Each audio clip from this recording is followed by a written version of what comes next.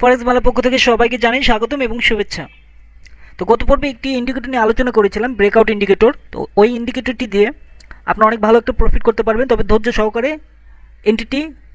Entry পয়েন্টটি খুঁজে বের করতে হবে এবং কোথায় এন্ট্রিটা দিতে হবে সেটি আজকে এই ভিডিওতে আমি আলোচনা করব। আর ইন্ডিকেটরটি আমি এখনই শেয়ার করিনি, কারণ ওই ভিডিওতে 50টি লাইক চেয়েছিলাম, লাইক মাত্র হয়েছিল অনলি 30টি লাইক। তো ইন্ডিকেটর লাইকটি এখানে দেখুন, আজকে 32টি লাইক দেখছি, আর 18টি লাইকটি কমপ্লিট হলে দেন আমি ইন্ডিকেটরটি আমার টেলিগ্রাম চ্যানেলে শেয়ার করে দেবো। তো এখানে দেখুন, এখানে ডাইরেক্ট আসলে এখানে টেলিগ্রাম যে চ্যানেলটি আছে ইন্ডিকেটর, তো এই চ্যানেলে আসলে আপনারা এই ইন্ডিকেটরটি পেয়ে যাবেন। তো চলুন তাহলে শুরু করা যাক, যে এই ইন্ডিকেটরটি দিয়ে আপনারা কখন কোথায় কিভাবে এন্ট্রিটি দিবেন এবং কত পিপস পর্যন্ত প্রফিটটা নেবেন, এটা আমি লাইভ আপনাদেরকে দেখাবো। তো এন্ট্রিটি দেওয়ার জন্য সর্বপ্রথম আপনাকে ধৈর্য ধারণ করতে হবে। তো আপনি যদি নতুন হয়ে থাকেন তাহলে অবশ্যই চ্যানেলটি সাবস্ক্রাইব করবেন, কারণ এই চ্যানেলে সব ধরনের ফরেক্স রিলেটেড ভিডিও আপলোড করা হয়। তো চলুন ভিডিওটি শুরু করা যাক। তো এখানে দেখুন, আমি অলরেডি একটি এন্ট্রি পয়েন্ট আমি পেয়ে গিয়েছি। এখানে আপনার ইউরো AUD, তো এই পেয়ারে আমি এন্ট্রিটি দেব। তো অলরেডি আরেকটু আগে এন্ট্রিটি দেওয়ার উচিত ছিল, তো যেহেতু ব্রেকআউট হয়ে গিয়েছে সেহেতু আমি একটু দেরি করে ফেলেছি। আমি এখানে জাস্ট সেল এন্ট্রিটা আমি দিয়ে দিলাম। তো এটা আরেকটু যদি আপে যদি যাই দেন আমি আবারও একটা এন্ট্রি দেবো। তো আমি এন্ট্রিটি কেন দিলাম সেটা আমি আগে বলি। প্রথমত এখানে দেখুন যে বক্সটি আছে, এই বক্সটি পার করে নিচের দিকে নিয়ে চলে আসছে। আমার মাউস পয়েন্টারের দিকে একটু খেয়াল করুন। তো এখানে দেখুন এই যে বক্স, এই বক্সটি কিন্তু পার করেছে, অর্থাৎ ব্রেকআউট হয়েছে এই বক্সটি। তো যেহেতু ব্রেকআউট হয়েছে সেহেতু আমি এখানে একটি এন্ট্রি দিয়েছি। নট অনলি শুধু এটা ব্রেকআউট সেজন্য যে এন্ট্রি দিব তা না, নিচে দেখুন এখানে ভিকিউ যে অপশনটি আছে এখানে কিন্তু অলরেডি একটা অ্যারো মার্ক করে দিয়েছে। তো যার কারণে কিন্তু আমি এখানে এন্ট্রিটি আমি কিন্তু এখানে বসিয়েছি।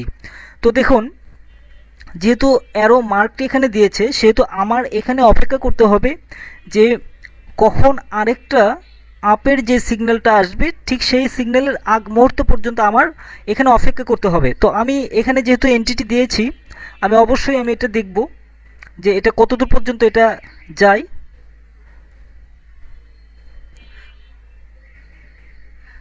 এখান থেকে দেখুন আমার এন্ট্রিটি দেওয়া উচিত ছিল ঠিক 18 পিপস উপরে এন্ট্রিটি দেওয়া উচিত ছিল, বাট আমি 18 পিপস উপরে এন্ট্রিটি আমি দিতে পারিনি, কারণ আমি একটু দেরি করে ফেলেছি। এটা আরেকটু আগে এন্ট্রিটি দেওয়া উচিত ছিল।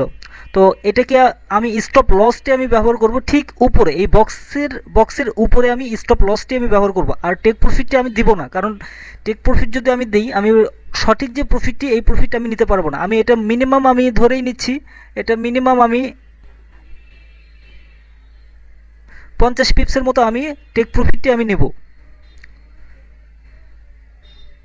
যদিও এই পর্যন্ত আসার সম্ভাবনা আছে, অথবা আর যদি 50 পিপসের মতো যদি না আসে সেক্ষেত্রে এখানে আমি দেখব যে আমার এখানে নিচে যে এই ভিকিউএল যেটা আছে, এই ভিকিউএলে এখানে যখন দেখব যে আপের একটা সিগন্যাল দিয়েছে আমি তখন এটা ক্লোজ করে দেবো। সেটা আপনার 10 পিপসও হতে পারে, 20 পিপসও হতে পারে, কারণ যখনই আপের একটা সিগন্যাল চলে আসবে তখন আমার এই ট্রেডটি লসের দিকে চলে যেতে পারে। তো আমি এখন কথা বলা বন্ধ করে দেবো এবং ভিডিওটি একটু টেনে দেবো যেন আপনাদের সময়টা লস না হয়। তো ভিডিওটি দেখতে থাকুন।